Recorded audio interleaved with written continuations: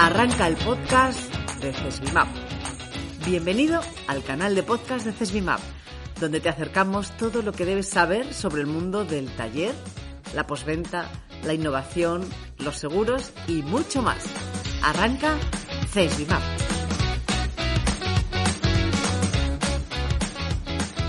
Bienvenidos a un nuevo episodio en el podcast de CESBIMAP. Soy Teresa Malleroni, hoy no contamos con la ayuda de Ángela Aparicio, pero os vamos a contar una tecnología que está logrando que los coches tengan piezas de repuesto más fáciles, pero sobre todo más baratas. Vamos a hablar de impresión 3D. Hace unos años surgió el Yoyo, el primer coche impreso en 3D creado por la empresa italiana SEB. Pues bien, no solo es que ya podáis ver este coche circulando por las calles, es que en CESBIMAP tenemos uno y lo hemos analizado. Es un coche 100% eléctrico, lanzado en mayo de 2021, un cuadriciclo ligero que exige el carné de conducir B. Y otro día te hablaremos más de este vehículo, pero ahora vamos a desgranar su sistema de producción. Si te gusta lo que hacemos, no olvides suscribirte a nuestro canal de podcast y dale un like. Hoy la cosa va entre chicas. Tenemos entre nosotros a Irene Lastras, ingeniera de CESBIMAP y quien conoce a la perfección las diferencias entre impresión 3D, fabricación aditiva, etc. Vamos a presentárosla. Irene es ingeniera, tiene una especialidad en diseño industrial y desarrollo de producto por la Universidad de Valladolid. También tiene un máster en diseño y gestión de proyectos tecnológicos por la Universidad de La Rioja. En CESBIMAP, Irene ha trabajado en los departamentos de carrocería y nuevos vehículos y actualmente es la responsable del área multimedia. Irene es abulense. Le gusta practicar 1000 cosas. Un día es la Alexia Putellas del fútbol, que es la primera española Balón de Oro, o Mireia Belmonte en la piscina, o practica el hockey sobre patines, pero sobre todo es viajera. Bueno, pues a nuestra viajera, ella nos va a acercar la aplicación de la fabricación aditiva en automoción y qué impacto supone esta tecnología en el sector asegurador y reparador. Vamos con la primera pregunta, Irene. Buenos días. Buenos días, Teresa. ¿Qué tal? Vamos con la primera pregunta, Irene. Hablamos de impresión 3D, que es lo que normalmente escuchamos por la calle, pero yo también he escuchado, y supongo que muchos oyentes, la fabricación aditiva. ¿Es lo mismo o tienen diferencia ambos términos? Efectivamente, no es lo mismo. Es cierto que de forma coloquial usamos ambos términos de manera indistinta, pero lo cierto es que la fabricación aditiva está compuesta de 3 tecnologías. El SLA, que es aquella que se usa a partir de resinas, el SLS, que es el sinterizado láser, que el material es el polvo, y por último está el FDM, que es la fundición por deposición, que es la que usa el filamento, que es la que todos conocemos o la que más se conoce y es dentro de este grupo en el que está la impresión 3D. Ajá. ¿Y qué ventajas tiene este método de fabricación frente a otros convencionales? O sea, la fundición, la estampación, la embutición, hablando ya de lo nuestro que es la automoción. Bueno, pues tiene 3 ventajas principales. La primera de ellas sería la reducción de tiempos. Estaría asociada también a una disminución de costes y, por supuesto, la personalización, que es lo que le da más bombo a este tipo de fabricación. No podemos olvidar, en tiempos como los que vivimos actualmente, la sostenibilidad. Es cierto que este método de fabricación pudiese ser el más sostenible, ya que la contaminación en origen es muy reducida. Debido a la reducción de tiempos que comentábamos anteriormente, se usa menos tecnología, lo que quiere decir que necesitamos menos energía para producir y la fabricación suele ser local. No necesitamos poner una fábrica en otro lugar del mundo y traer los productos. Por lo tanto, ese transporte también reduciríamos de forma sostenible. Súper interesante con la reducción de la huella de carbono y de la energía con los tiempos que están corriendo. Eso es, dicho de forma mucho más correcta de lo que lo decía yo, es efectivamente eso. Asimismo, se están incorporando nuevos materiales ya sostenibles en el origen, como puede ser el PA11, que está hecho a partir de aceite de ricino. Qué curioso. Y para el tema económico, que también estamos muy, muy influenciados, a un proceso de fabricación flexible y a unas actualizaciones técnicas más rápidas, has comentado que se une el menor precio, o sea, el ahorro para el recambio. ¿Nos lo puedes comentar un poco más? que estamos todos preocupados. Bueno, lo lógico sería que al tener un menor coste en la fabricación, esto repercutiera en el recambio, ¿vale? Entonces, el menor coste viene asociado principalmente pues, a 3 factores. A la reducción del material que necesitas. Al ser un método de fabricación aditiva, como comentábamos al principio, solamente necesitas el material para hacer la pieza. El resto de métodos de fabricación generalmente son sustractivos y todo lo que sustraes es material que desperdicias pero que necesitas pagar. Por lo tanto, ahí tienes un ahorro de material. Por otro lado está la funcionalidad de los prototipos. Es una técnica de fabricación que es muy rápida y es muy personalizable. Por lo tanto, todas aquellas interacciones que hagamos al principio del proceso no las tendremos que hacer al final, donde hacerlas es muchísimo más costoso. Y por último estaría los costes de almacenamiento. Al ser una fabricación tan rápida, vuelvo a repetir, prácticamente fabricamos a demanda. Por lo tanto, el estocaje y el almacenamiento prácticamente quedan reducidos. Uh-huh. ¿Y que hablábamos de SEF, pero seguramente que hay otros fabricantes que están utilizando esta fabricación para disminuir sus costes? Sí, básicamente prácticamente todos los fabricantes usan la impresión 3D en mayor o en menor medida. Hay fabricantes como BMW o como Ford que la usan mucho y hay otros fabricantes que están empezando ahora. Vale. Y para la personalización, que era una de las ventajas que habías destacado, o sea, a todos nos gusta tener nuestro coche diferente. Y con esta técnica de fabricación, y volviendo a nuestro coche, al Yoyo, ¿qué se puede personalizar?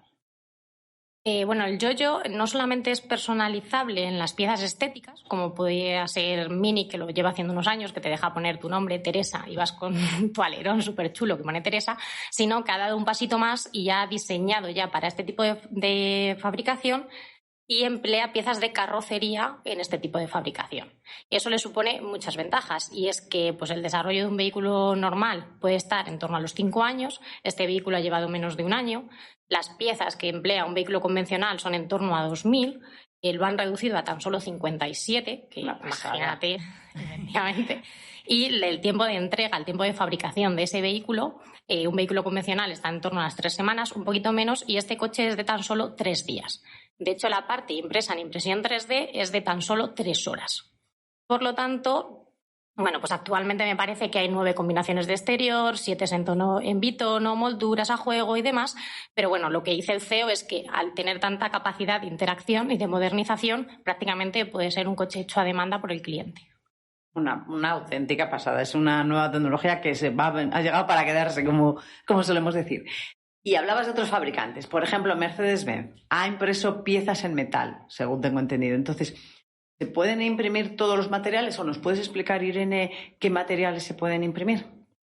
Sí, el material más conocido es el plástico, que es lo que llevamos viendo desde el principio por aquello de la impresión 3D que comentábamos al principio.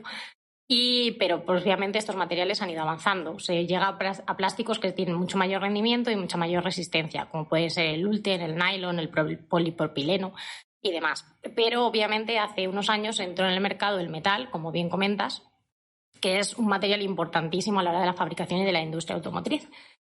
Pues ahora se imprimen piezas de aluminio, de titanio, de acero. Como comentabas, Mercedes ha incluido la cobertura del termostato en metal ya con este tipo de fabricación.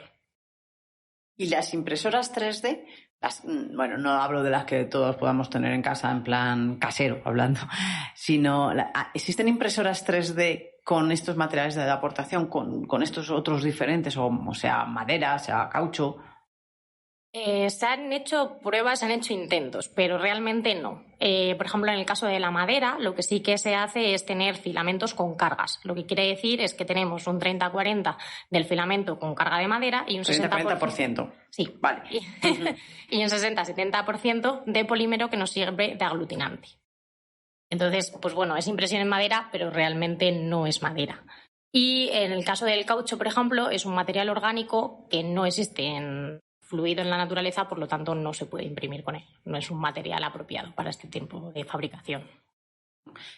Y a la hora de hablar de legalidad, quiero decir legalidad entendiéndola como la seguridad que te proporcionan estas piezas.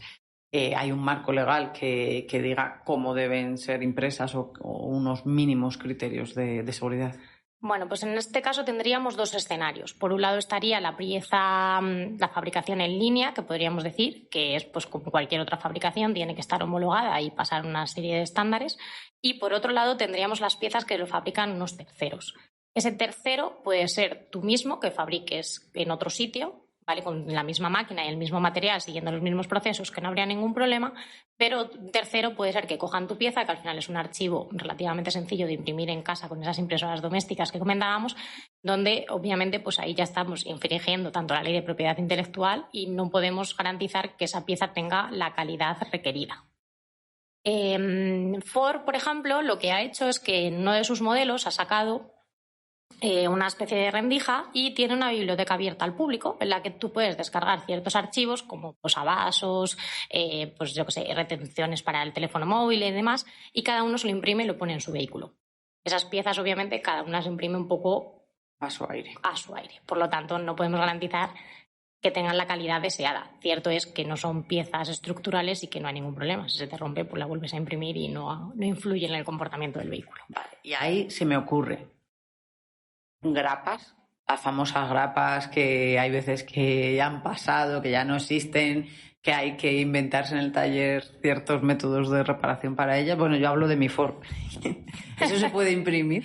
Se puede imprimir. Lo que tendríamos que tener es cuidado con el material en el que lo imprimimos. Esas grapas tienen que tener una resistencia y necesitas que el material tenga esa resistencia. Generalmente en casa lo que tenemos es PLA, que es un material que funde como a 50 grados, por lo tanto yo no te aconsejo ponerla en el coche un día de verano. Perfecto.